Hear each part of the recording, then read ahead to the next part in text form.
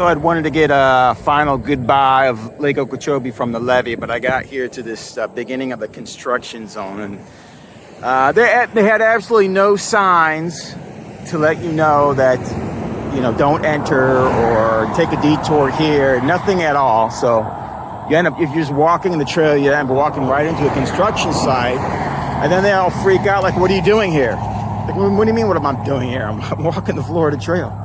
Well, you can't be here. And you can't go down here through their construction pen. So then it's like, where do you want me to do? You know? These knuckleheads.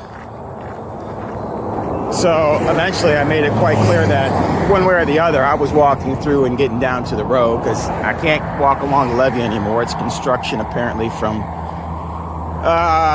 here. I only got like I think a mile or two left to go on the Okeechobee levee walk before I head on another levee. But I guess for that stretch and all the way to Clewiston, there's construction up there for I don't know what reason. But yeah, why don't you guys put a sign at the beginning that says "Don't enter"? That would solve a lot of your problems.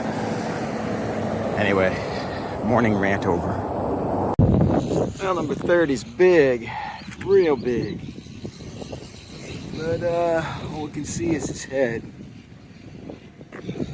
Swimming toward the shore. Let's hope he crawl out of the water. He's a big gator. Now he's gonna go under. There he goes, now he's under. Anyway, so done with the levee walk there around Okeechobee, the last 5 miles with construction. So it's 32. I don't think I'm going to pull out the camera anymore for these common sightings because I'm going to be seeing a lot of gators today, I think. But anyway, there's number 32. I don't know if you can see him. But I'll keep track. And somebody mentioned in the comments that the fire was probably the sugar cane fields being burned. And I think that's the case. There's one over here, over there. I know that's what's growing around here. So yeah, that's probably what it was yesterday. Managed to catch a train at the right time. Short train. Out in no man's land. Difficult stretch of trail, exposed, long, relying on water caches. Very few spots like this where you can get away from the sun for a bit. All the water here is ag runoff, so thankfully the water cache, the first one I needed. Whoa, are there that many in there? I'm glad I caught that on film, kind of impromptu. What was I talking about? Oh, the water cache. So that first water cache was well stocked, so that leaves me hopeful. But yeah, I can no longer say footsteps unbroken because of this knee, because I'm trying to catch a shuttle by Sunday, which would have meant a lot of miles. When I was in Pahokee, I think it was, I saw a bus stop and looked at the bus map and I saw it could take me from Pahokee to I think it's called South Bend. Anyways, so it cut off about 20 miles of that bike path. So that's the only thing that's missing is that bike path. I'm personally fine with it, but it's like that video I made called Slippery Slopes. It's like once you do that, it's like, now I'm questioning, should I just get off the trail now? I'd seen that happen so many times, but I never got to experience that. So I got to experience it now. It was yesterday afternoon. And so today, I'm thinking about it and I'm like, geez, I could just walk to Clewiston and get off the trail because I blew the through hike. But then again, it's like, let me see what Big Cypress is all about. And let's just go ahead and finish this thing. And figure out what the heck is in here. When I say ag runoff, I mean agricultural runoff. And it's like a brown sludge. I mean, you don't want to use that water for anything. You don't want to use it for even cleaning the dirt off your body at the end of the day. So, again, tough stretch of trail. Oh, and in related news, I think my knee is feeling better, probably because I didn't go ahead and do that ridiculously long day. Ooh, this is what I'm talking about. All day. Exposure. It's difficult to even, kind of get the motivation to pull the phone out and show you, but yeah, I need to show you this too, because you gotta know what you're in for. Oh, and now I know somebody's about to type something like, Hop Frog, you can go back and finish that. No, I ain't going back to finish that 20-mile bike path. The more I think about it, it's like there are many reasons to be out here doing this. Completing an unbroken footstep through hike is just one of them. So it's like I can't really let it sour my mood for the rest of this thing. It's like ain't the only reason why I'm out here.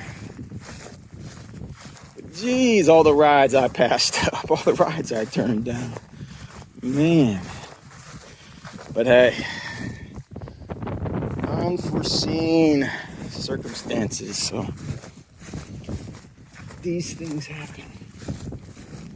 And it's like, this happens right at like what I consider one of the most difficult parts of this trail because of, just ag runoff everywhere and hiking exposed out along a dike, a levee. Man. Heck of a time to be having thoughts about, well, maybe you should get off the trail. Geez, there's only 3 days left. And again, I do feel things were a little bit out of my control on that call. So, if it's if it's the reason why I'm feeling the way I do today with this knee, I'm fine with it for sure. Because the knee is feeling okay today. I don't know how to be feeling if I had pushed like big miles. I was looking at pushing like 30 plus on it. So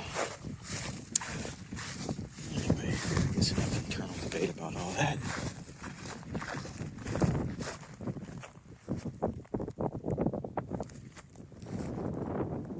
This reminds me of when I took a motorcycle trip from Hanoi to Saigon maybe a couple years back. I did videos on that too. The channel was called Have Chalk Will Travel.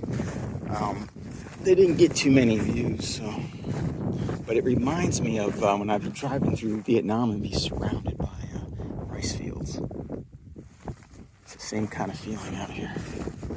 But yeah, if you get bored, check out the videos I made of that motorcycle trip. Again, Have Chalk Will Travel. So I'm a traveling teacher. Yeah, I think those videos only got like 20 or 30 views. And I'm getting steadily 200, 300 views for each of the videos on this. So appreciate you guys watching. I also think it's important, because you've been through this entire process, to just disclose everything. I want you to know everything that's going on.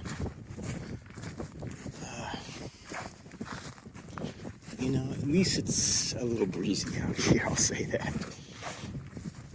Because it is hot today. Our life boy's hating this, I know. He's absolutely hating a day like this. Also thought you might be wondering if that all this ag runoff has a bad smell to it. No, I don't smell anything. So